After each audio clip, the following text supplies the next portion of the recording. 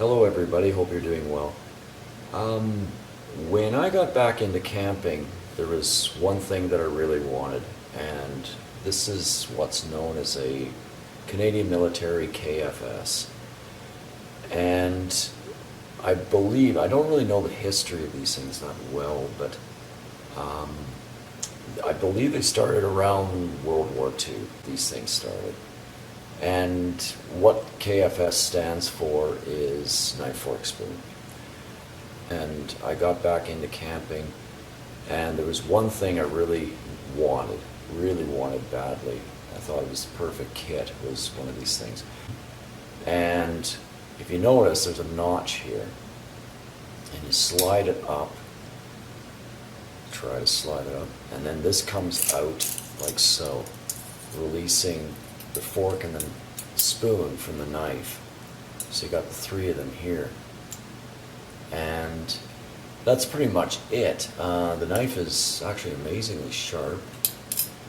And then to put them back together, you just put the fork down into the spoon like that, so they're the rounded area goes in like that.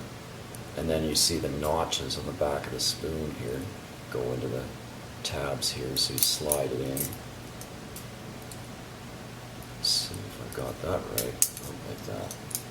And then see, they come back down, click in like that. But this is a really useful item. I was in the reserves in the early 90s for a short time, and with my military kit, this came with a pouch. And there was two things we were told at the time to never lose. It was rifle, of course, and this, because without this, you're not going to eat very well. And yeah, so that's pretty much it. I don't know how easy it is to get these nowadays. I've had this one for a while. I hear that they're getting rarer. This one's not from World War II. It's not from the early 90s. It's later than that.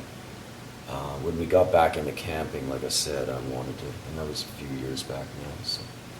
But anyway, I thought you might find that interesting. Thanks for watching.